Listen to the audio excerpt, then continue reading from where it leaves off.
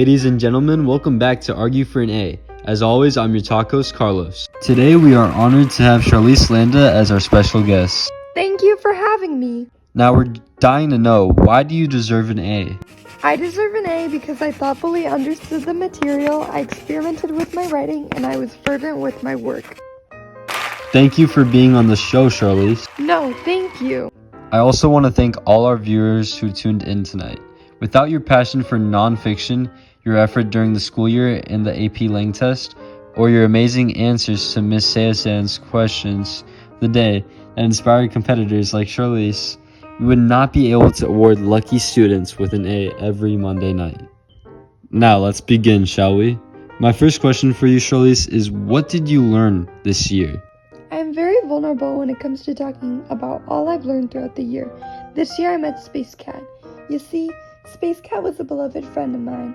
When I heard about the accident during his latest SpaceX exploration mission where he crashed into space debris, I was distraught. Never mind that, I'll talk about other heroes I was able to learn about in AP Lang. According to collegevine.com, it is essential for an AP Lang student to focus on improving your skills in critically reading and analyzing various types of nonfiction text. I was able to do this while analyzing Martin Luther King Jr.'s letter from Birmingham jail and the immortal life of Henrietta Lacks. I thoughtfully understood the material of the class when analyzing these texts.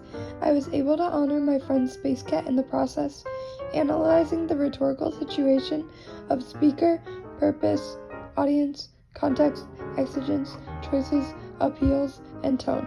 I believe Space Cat could proudly say I diligently attempted to understand the course material, take risks, and try my best. Wow, Charlize, I'm so sorry. I too was hurt by the news of Space Cat's sudden passing. My next question for you is, what was the biggest risk you took in AP Lang this year? It is no enigma that I experimented with my writing. Although it may not have been correct 100% of the time, my writing was eccentric.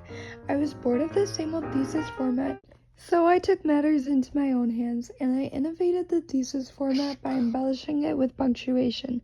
For my Gatsby essay, I separated my rhetorical choices using a colon. I was terrified because I wasn't confident I used it correctly. After consideration, I chose to keep it. I chose to take a risk. Interesting, I guess. My next question, how were you able to do so well in AP Lang?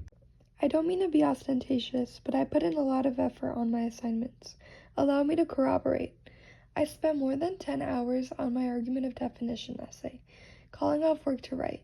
It ended up being 12 pages in total. According to an anonymous self-report study of AP Lang students, only 3 out of 29 other students dedicated more than 10 hours on their essay. My argument of definition essay was not the only assignment I worked hard on. My effort was ubiquitous.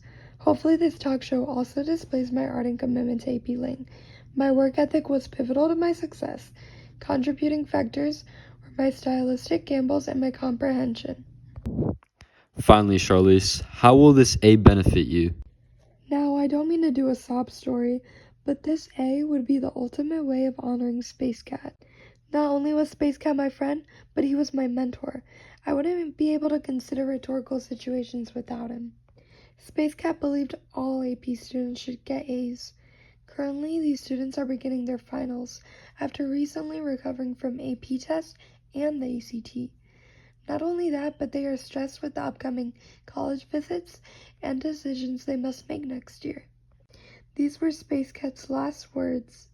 Well, there you have it, folks. See you next Monday night for Argue for an A.